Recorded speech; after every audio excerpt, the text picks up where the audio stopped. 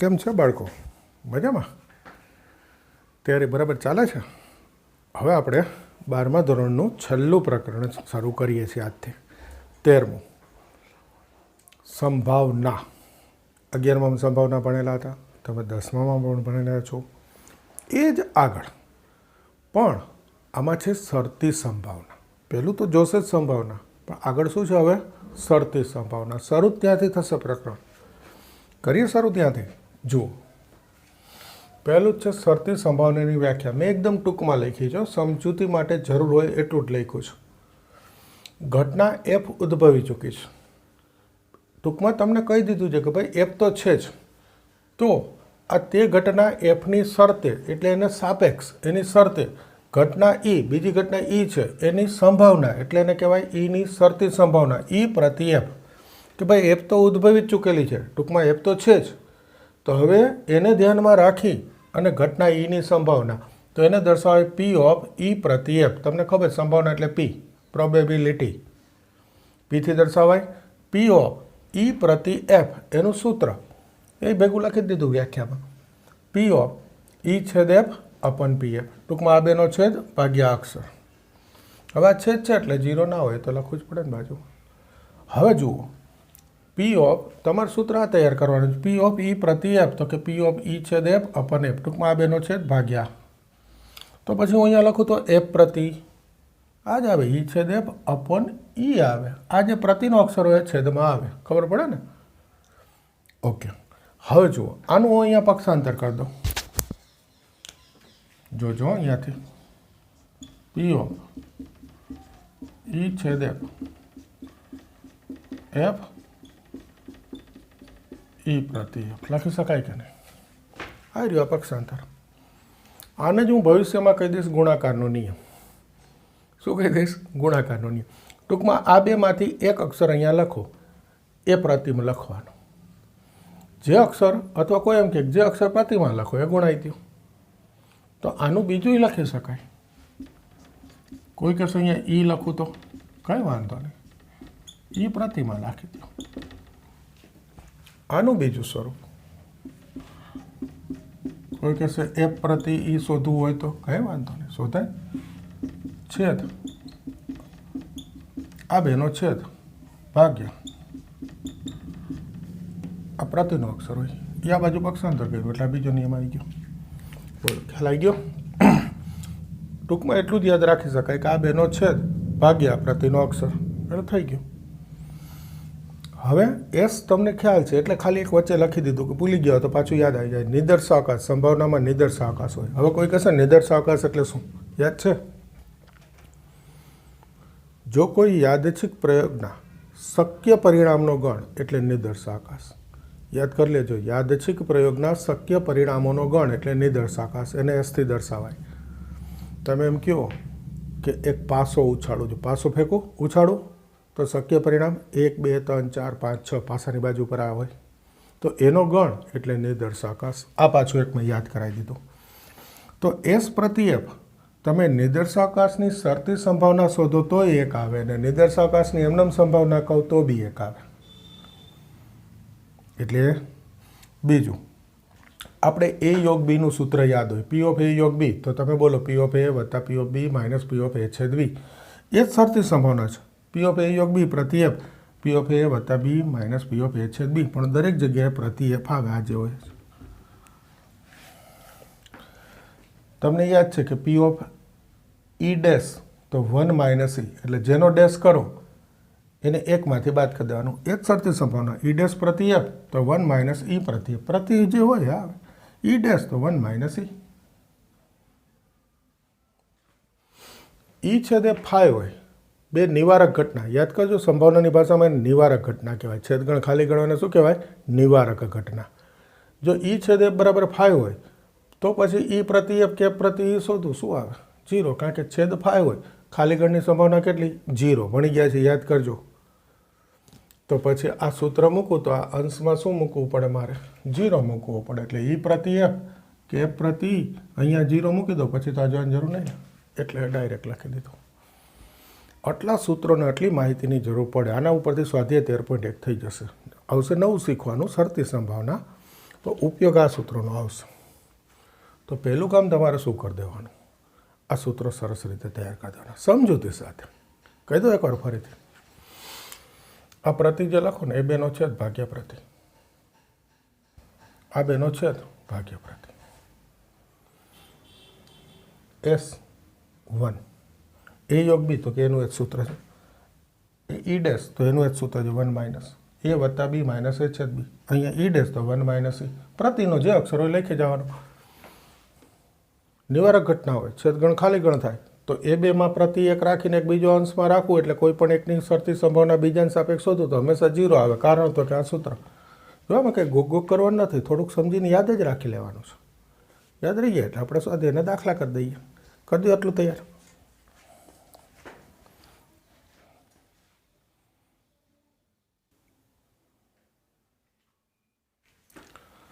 Okay, જુઓ સ્વાધ્યાય શરૂ કરીશું. સ્વાધ્યાય 13.1 એનો પહેલો દાખલો. આ એફ અને આ ઈ છે એફ. તો ઈ પ્રતિ એફ શોધવું છે. સૂત્ર મૂકી દો, કશું નથી હો, જોજો. પી ઓફ ઈ છેદ એફ અપોન એફ. આ બેનો છેદ ભાગ્યા પ્રતિ. છેદ છે 0.2, પી ઓફ એફ 0.3. બેનો પોઈન્ટ કાઢી નાખો તો 2/3 થઈ ગયું જવાબ. એફ પ્રતિ તો જો મેં ગોખેલું જ ના હોય સૂત્ર તો મને ચિંતા નહીં, ગમે તે બે અક્ષર હોય એ બેનો છેદ ભાગ્યા પ્રતિ. યાદ જ આમ રાખવાનું, આ બેનો છેદ ભાગ્યા પ્રતિ. ઈ છેદ એફ 0.2 અને ઈ છે 0.6. પોઈન્ટ કાઢી નાખું તો 2/6, 1/3 આવી ગયો છો. બીજો દાખલો આવો જ છે, એક જ છે, એમાં ખાલી સૂત્ર મૂકવાનો તો એ તમે કરી દેજો. ત્રીજો જુઓ. એ બી અને બી પ્રતિ આપ્યું છે, એ છેદ બી શોધું છું તો હું જે આ પ્રતિ આપ્યું હોય ને એ મૂકીશ. જોજો આ જે પ્રતિનો અક્ષર હોય ને એ બાજુ ગુણાઈ દેવાનું. મેં તમને આગળ બતાવ્યું સૂત્રમાં કે આનો ભવિષ્યમાં ગુણાકારનો નિયમ કહીશ. કદાચ આ સીધું નથી ફાવતું ચલો કોઈને તો આ લખવાનું જે આપ્યું હોય બી પ્રત્યે. બી પ્રત્યેનું સૂત્ર એ બેનો છેદ એટલે એ છેદ બી અપન પ્રતિનો અક્ષર એટલે એ. પણ ત્યાં કિંમત મૂકીને પક્ષાંતર કરી દેવાનો આવે આ જ. હું ડાયરેક્ટ એમ કહું કે આ બેનો છેદ શોધવો છે તો રકમમાં જોઈ લો પ્રતિ શું આપ્યું જે લખી નાખું. જે પ્રતિનો અક્ષર હોય એ ગુણાઈ દઈશ બાજુ. આમે આગળ શીખવાનું જ છે ભાઈ, ગુણાકારના નિયમમાં પછી એ ડાયરેક્ટ મૂકશે તો અત્યારથી શીખી લો ને એમાં હું વાંધો છું. હાવ સહેલું છે. 0.4 એ 0.8 8 4 32 અને 2 પોઈન્ટ કાપો તો 0.32. હવે આ એ પ્રતિ બી તો એ તો સૂત્ર જ મૂકવાનું છે. આ બેનો છેદ ભાગ્યા પ્રતિનો અક્ષર બી. છેદ આવ્યો કેટલો 0.32 ભાગ્યા બી કેટલું છે 0.5. તો જો આ પોઈન્ટ કાઢશો તો 100 આવશે અને અહીંયા પોઈન્ટ કાઢશો તો ઉપર 10 આવશે એટલે 1 પોઈન્ટ જશે. બરાબર છે. જો પોઈન્ટમાં જવાબ લખવું હોય તો ભાગાકાર કરવો પડશે. 5 6 30, 5 4 20, 6.4 અને 1 પોઈન્ટ કાપી નાખો એટલે 0.64. ઓકે, આ સીધું થાય પણ એ સીધું નહીં ફાવે. આ કરજો. હવે એ યોગ બી શોધવું છે તો આનું સૂત્ર આ તો આવડે જ છે. એ વત્તા બી માઇનસ એ છેદ બી. એ 0.8 બી 0.5 માઇનસ એ છેદ બી આવી રહ્યું 0.32. તો 8 ને 5 13 એટલે 1.3 ઓછા 0.32. 3 એટલે 30 કહેવાય હો. 0માંથી 8 2 ગયા તો 8, 2માંથી 3 ગયા એટલે 12માંથી 3 9 પોઈન્ટ. સહેલું જ છે ભાઈ, થોડુંક સમજીને કરવાનું છે. બરાબર છે, બાકી સહેલું જ છે. શરૂ કરી દો.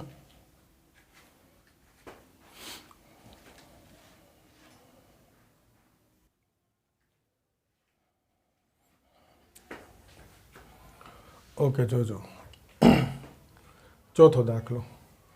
2p of a बराबर पी ऑफ बी बराबर 5/13 पी ऑफ ए प्रति बी 2/5 तो आ शोधવું છું ए योग बी पहलू 2 पी ऑफ ए 5/13 તેથી पी ऑफ ए 5/26 आ बे छेदમાં લઈ લીધા पी ऑफ बी तो 5/13 છે જ ए प्रति बी है तो ए प्रति बी जो सीधो ख्याल ना आवे આગળના દાખલામાં सीधो गुणाकारનો नियम मूक्यो तो कारण के ए योग बी નું सूत्र याद करो ए वत्ता बी माइनस ए छेद बी आ बी मारे ए छेद बी शोधવું છે डायरेक्ट कहूँ हम तो खरेखर आज कराय नहीं तो आનું सूत्र मूकी देजो એટલે આવી જશે જો આ જે રકમમાં પ્રતિ આપ્યું હોય ને એ લખી લઈશ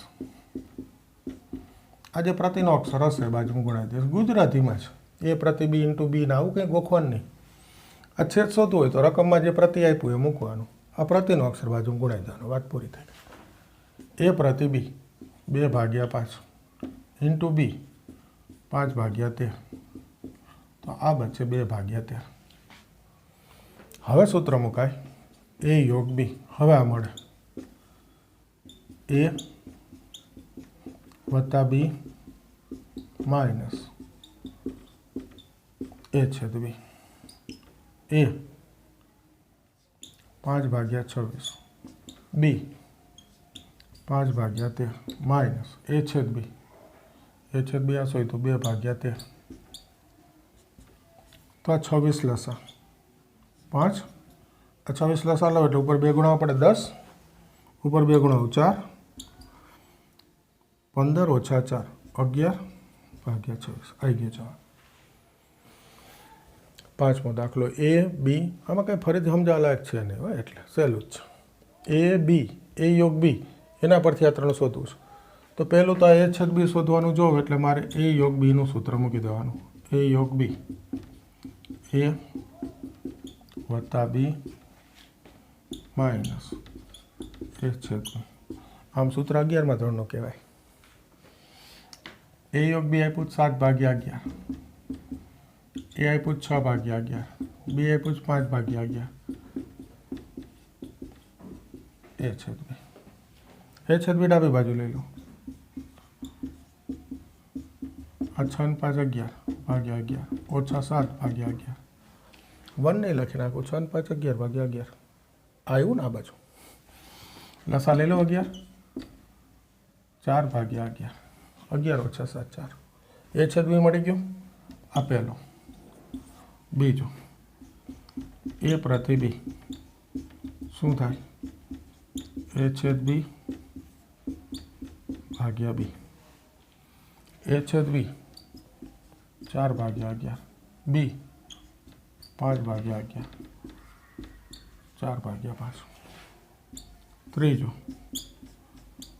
बी प्रति फरी ए छेद बी आ बेनो छेद भाग्या प्रतिनो अक्षर ए छेद बी 4/11 ए 6/11 4/6 2/3 आ थी गयो छे अच्छा सहेला दाखला बराबर है। हवे आज प्रकारना दाखला जे पण थोड़ीक रकम है जेने आपणे कूट प्रश्न बोलीए सामान्य भाषा कि रकम उपरथी ए बी ने ए प्रति बी ने बधुं आपणे लखवानुं पछी जवाब आवशे थशे आनुं आज सहेलुं ज तैयारी शरू कर दी એટલે સરસ થઈ જાય।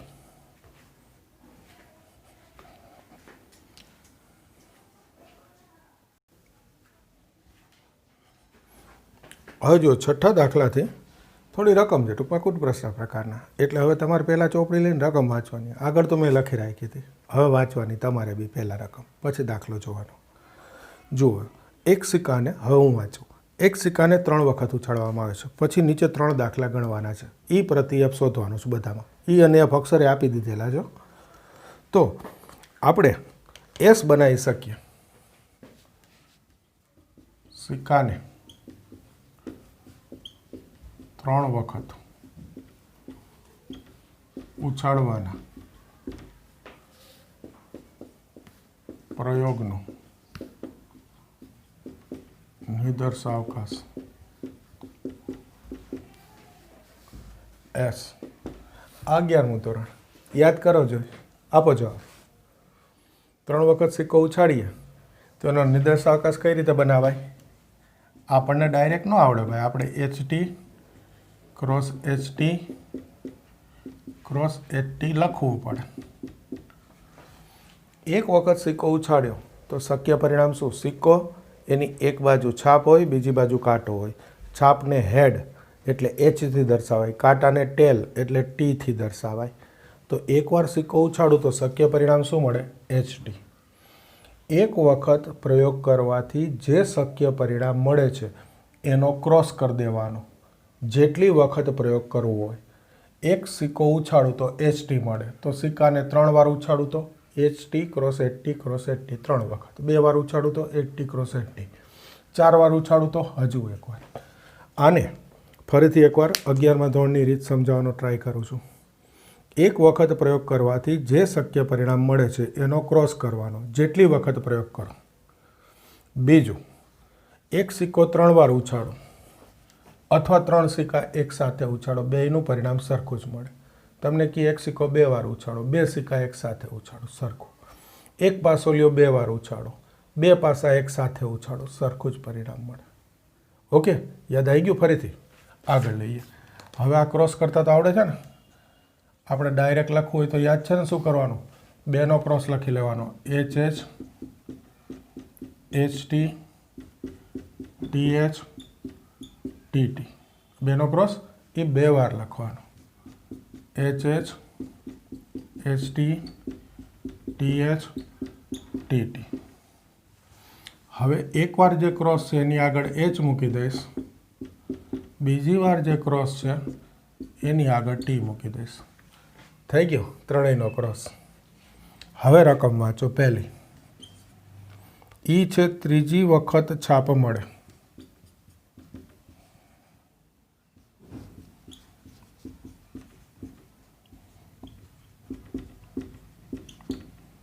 F છે પ્રથમ 2 વખત છાપ મળે.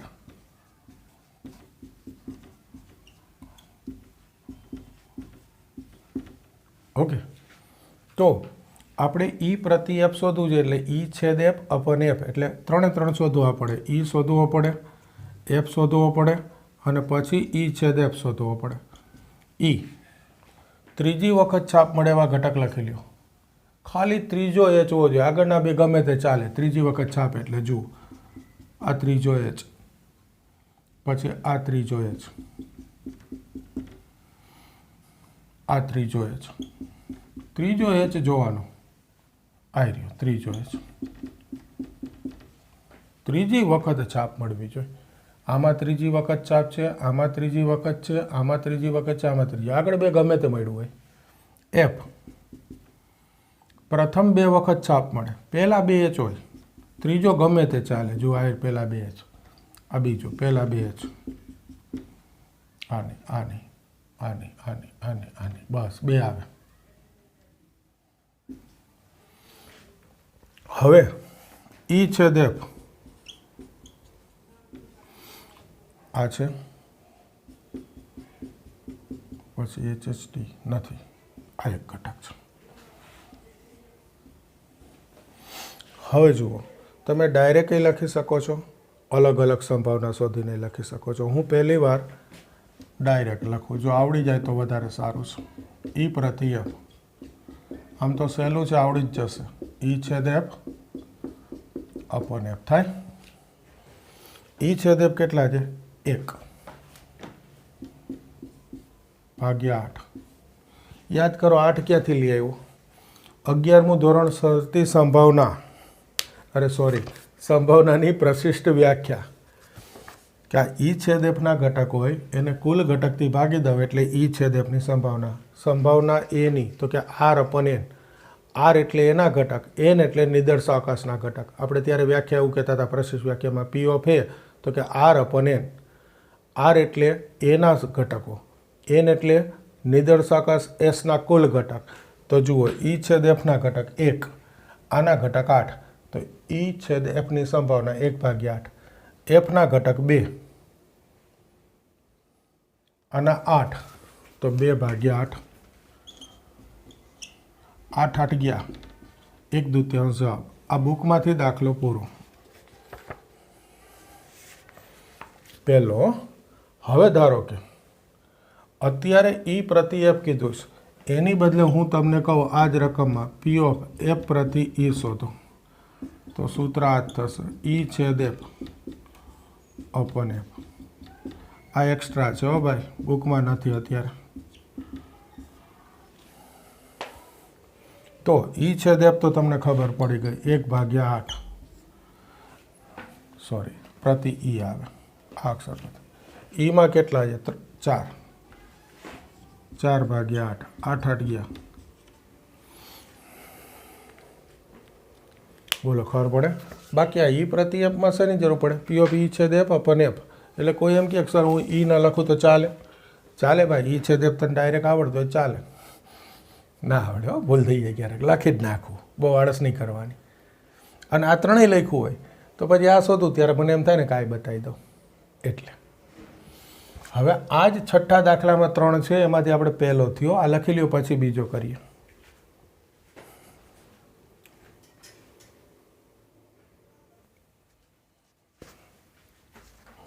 હવે જુઓ બીજો, એમાં ઈ છે ઓછામાં ઓછી 2 છાપ મળે,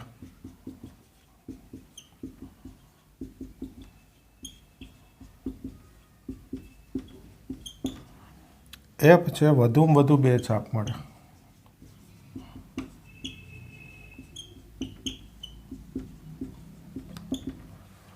તો ઈ ઓછામાં ઓછી 2 છાપ એટલે 2 અથવા 2 થી વધુ છાપ। ટૂંકમાં ગુજરાતીમાં કહું તો 2 અથવા 2 થી વધુ એચ હોય એવા ઘટક લખવાના। આમાં 2 છે, આમાં પણ 2 છે, આમાં 2 છે, બસ આટલા ઘટક આવશે। 2 અથવા 2 થી વધુ છાપ, એફ વધુમાં વધુ 2 છાપ, એનો અર્થ 2 અથવા 2 થી ઓછી છાપ, ટૂંકમાં 2 અથવા 2 થી ઓછા એચ, તો 2 એચ ચાલે। ઓહો, 2 અથવા 2 થી ઓછા એટલે 2 એચ, 1 એચ અને 1 પણ નહીં, તો આના સિવાયના બધા ઘટક આવે। તો જો આને ટૂંકમાં લખવું હોય તો હું એસ માઇનસ એટલે 7 ઘટક છે, ખબર પડી જાય। તો ઈ છેદ એફ, જો આ છે એફમાં નથી એટલે આ નહીં આવે છેદમાં, બાકીના બધા આવશે, એચ એચ ટી, આ તો બધા છે જ, H T H, T H H. આ સમજાણું ભાઈ?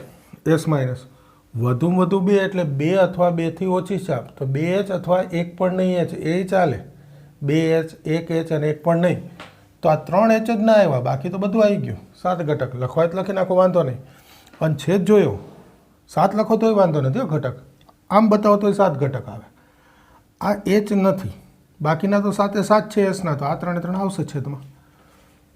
હવે હું શોધું ઈ પ્રતિ એફ, તો ઈ છેદ એફ અપન એફ,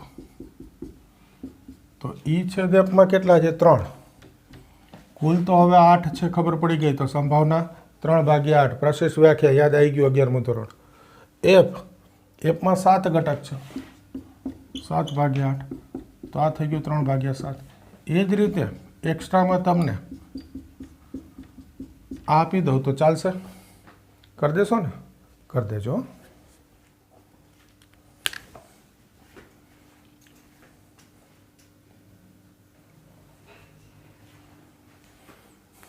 જુઓ ત્રીજો, વધુમાં વધુ 2 કાંટા મળે તો 2 અથવા 2 થી વધુ ટી, 2 અથવા 2 થી સોરી વધુમાં વધુ 2 કાંટા, 2 અથવા 2 થી ઓછા ટી, તો 2 અથવા 2 થી ઓછા ટી, તો આ એક સિવાયના બધા ઘટક આવશે ભાઈ। તો 7 ઘટક નથી લખવા, હું એસ માઇનસ 2 વધુમાં વધુ 2 ટી, ઊભા રહેજો, 2 અથવા 2 થી ઓછા ટી, તો આ એક ઘટક નહીં આવે, 3 ટી વાળો, 2 ટી પછી 1 ટી હોય અને 1 પણ ટી ના હોય, એ બધા આવે। આગળ લખ્યું હતું ને એવી જ રીતે એફ ઓછામાં ઓછો 1 કાંટો મળે એટલે 1 અથવા 1 થી વધુ ટી, 1 અથવા 1 થી વધુ ટી એટલે આ બધા ચાલશે। તો આ એક નહીં આવે, તો એને હું લખી નાખું એસ માઇનસ.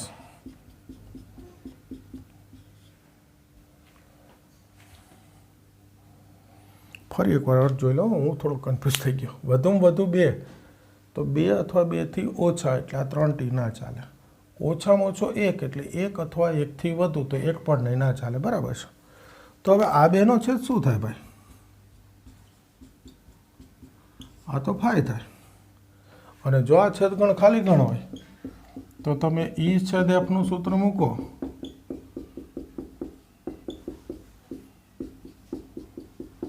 એમાં ખાલી ગણ બતાવી દઉં એટલે એની સંભાવના કેટલી થઈ ગઈ? 0.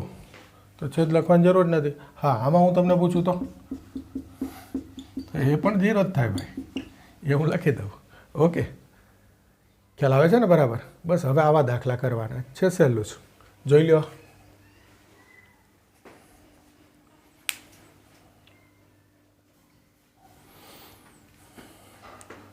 ઓકે, જોજો.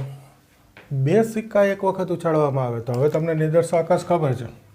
સિક્કો એકવાર ઉછાળું તો HT, તો 2 વખત ઉછાળું અથવા 2 સિક્કા ઉછાળું તો HT ક્રોસ HT.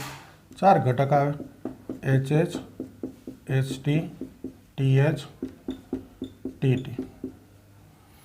તમારે પહેલાં રકમ વાંચવાની હો. 2 સિક્કા એક વખત ઉછાળું તો નિદર્શાકાશ શોધી લીધો. હવે આ પહેલો દાખલો, એક સિક્કા પર કાંટો મળે તો અહીંયા મારે એવા સભ્યો લખવાના કે એક સિક્કા ઉપર કાંટો હોય, એક ટી હોય, HT, TH.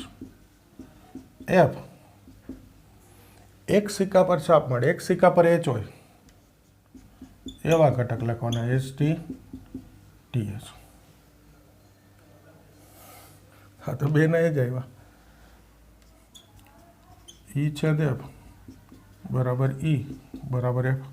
તો પછી P ઓફ E પ્રતિ F, E છેદ F. આ તો F જ થાય.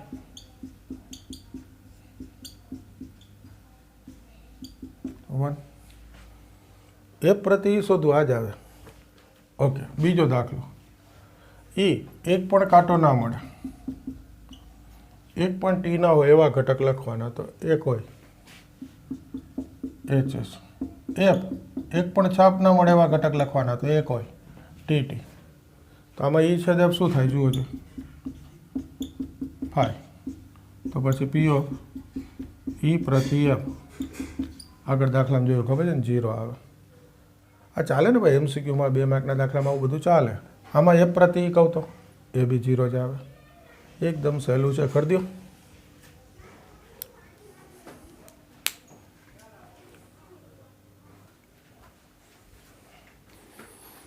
જુઓ 8મો દાખલો. પાસાને 3 વખત ફેંકવામાં આવે.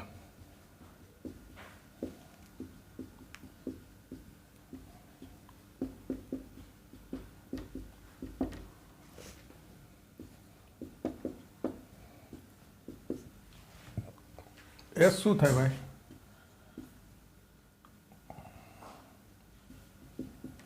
એકથી 6 ક્રોસ 1થી 6 ક્રોસ 1થી 6. આમાં નંબર ઓફ એસ જ લખાય, આ ના લખાય.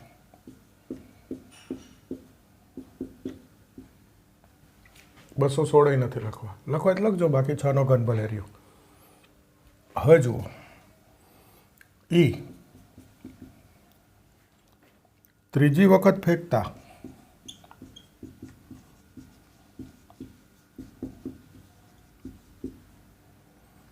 ચાર મળે. હવે સમજો, હજી પહેલાં F લખી નાખું. ચલો ને, F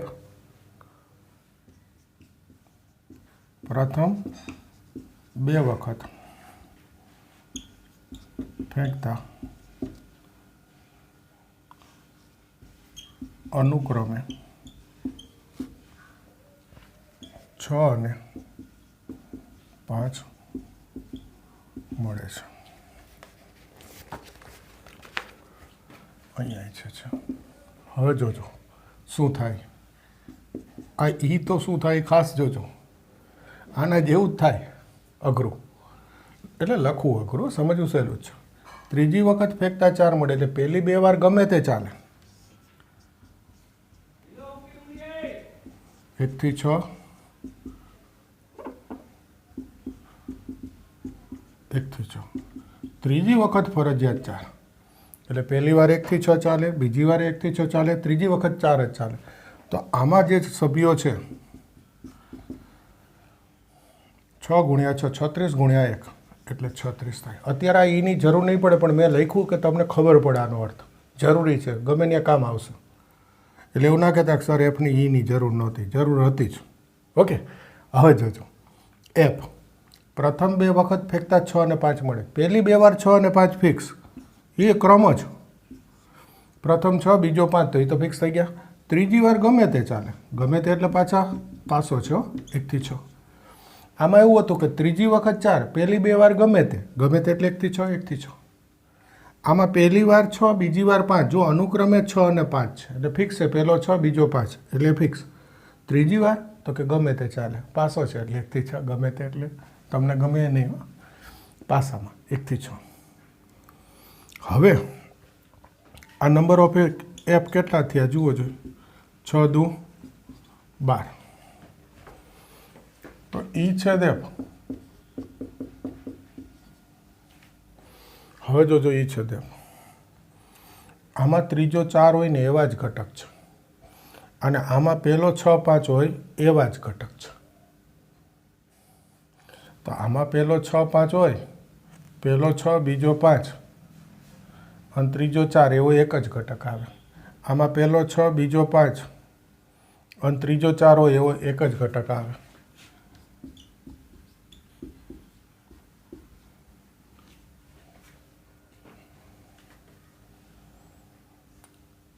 આ સમજાણું? ફરી એકવાર જોજો, હું કન્ફ્યુઝ થાઉં છું, જરાક અર્થ સમજીને કરવું પડે.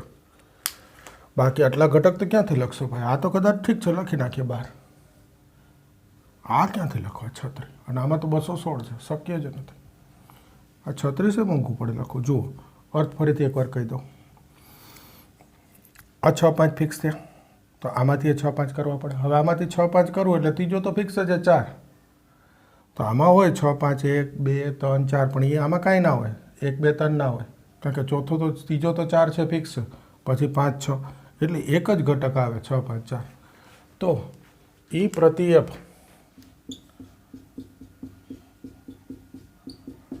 એટલે ઈ છેદ એફ ભાગ્યા એફ. ઈ છેદ એફ 1 છે ભાઈ, એને ભાગ્યા કુલ ઘટક છે 216, 6 નો ઘન. આમાં છે એફમાં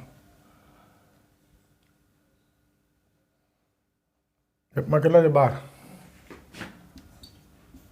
ભાગ્યા 6 નો ઘન. તો 1 ભાગ્યા 12 જવાબ થયો. સરસ દાખલો થઈ ગયો ને?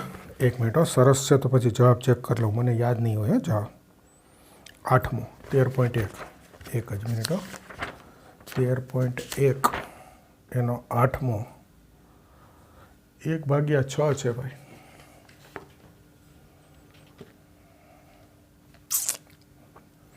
એક ભાગ્યા 6 જવાબ છે. ટૂંકમાં અહીંયા 2 ઘટક આવે, બીજો કયો આવે?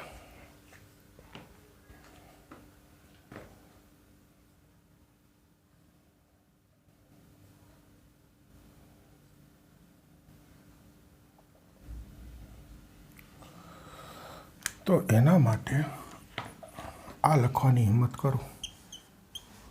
6 1 સોરી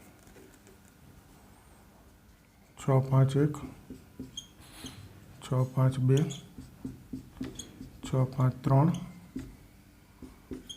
6 5 4 6 5 6.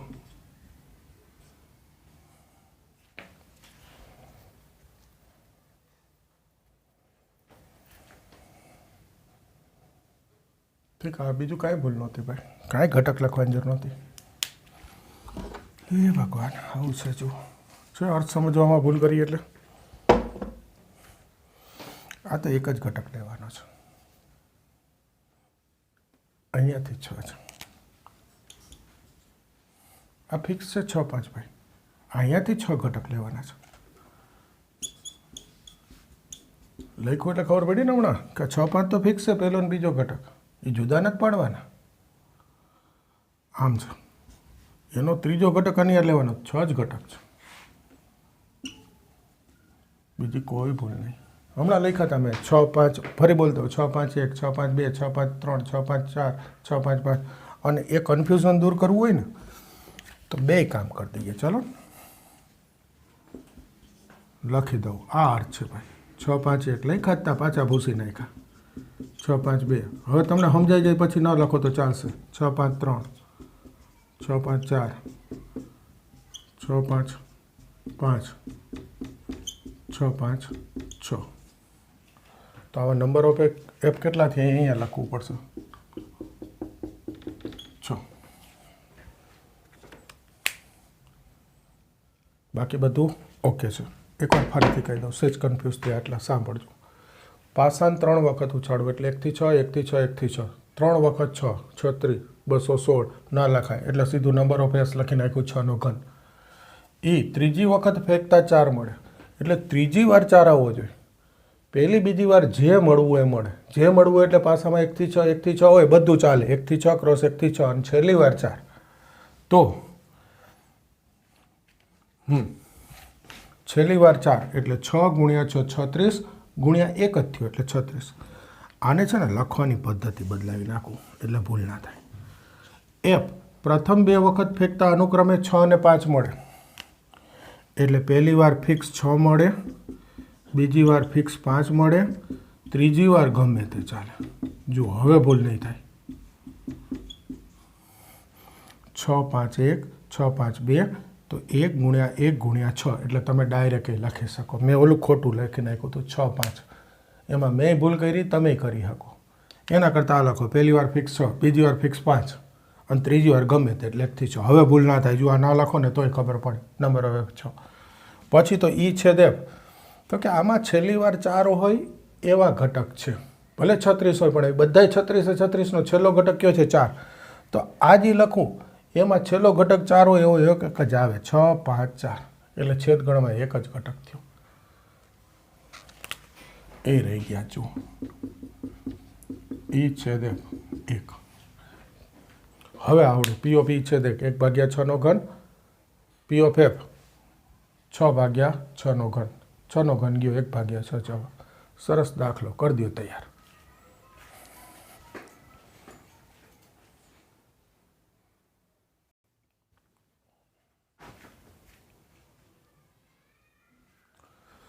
જોજો 9મો દાખલો.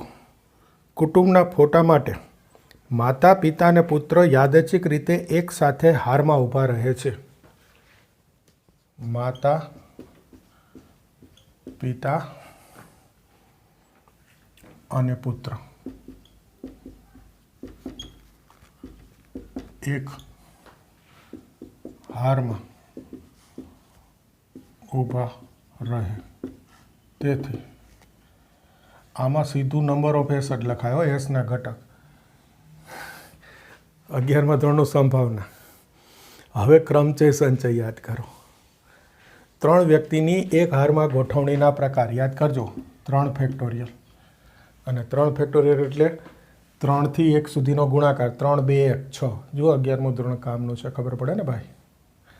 3 2 1 યાદ કરાવી દીધું. જેટલી વ્યક્તિના હારમાં ઊભા રાખવાના હોય એનો ફેક્ટોરિયલ. 3 ફેક્ટોરિયલ. ફેક્ટોરિયલ એટલે એ સંખ્યાથી 1 સુધીનો ગુણાકાર એટલે 3 2 1 6. આમ તો આવડતું જ હશે, છતાં કોઈ ભૂલી ગયું હોય તો. હવે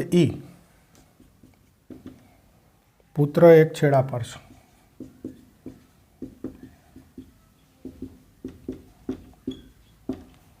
એફ પિતા મધ્યમાં છે.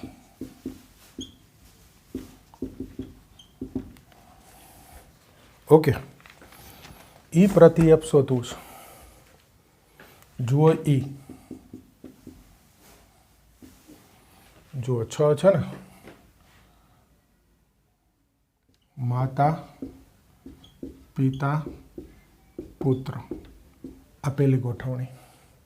બીજી માતા પુત્ર પિતા. આ બેનું સ્થાન બદલવાનું ખાલી. હવે પિતા આગળ લઈશું, પછી માતા પુત્ર, પિતા એમને રાખીશ, આ બે બદલીશ, પુત્ર માતા. સમજાણું? આ ત્રણમાંથી દરેકને એકવાર પહેલાં સ્થાન ઉપર રાખીશ, બીજા બે બદલાવીશ. પહેલાં જો માતા રાખી, બીજા બે બદલાવું એટલે બે, પછી પિતા પહેલાં સ્થાન ઉપર, બીજા બે બદલાવું એટલે બે. હવે પુત્ર પહેલાં સ્થાન ઉપર, પિતા માતા પુત્ર માતા પિતા. 1 2 3 4 5 6 ક્રમયુગ જોડ લખ્યું હોય એસમાં તો આ લખી નાખજો. મેં એસ બતાવી દીધું.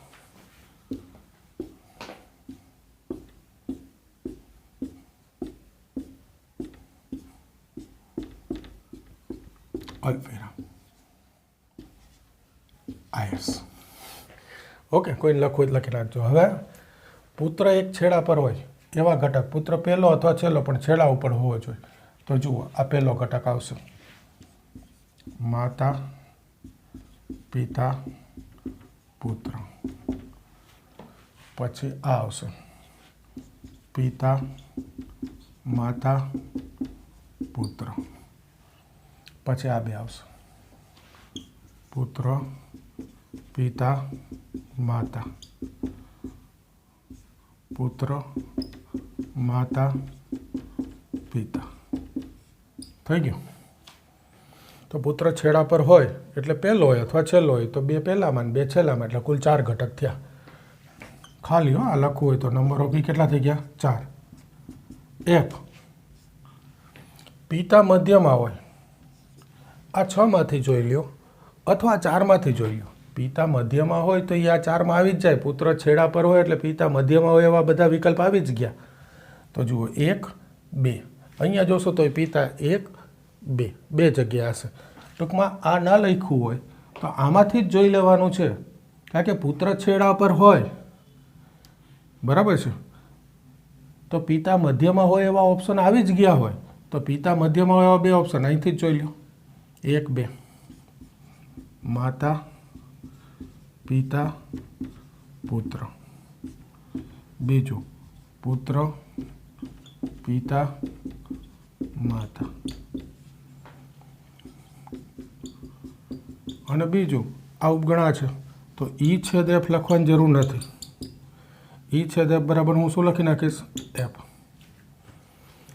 આજે આવે ને પાછું, તો પી ઓફ ઈ પ્રતિ એફ, પી ઓફ ઈ છેદ એફ અપન એફ.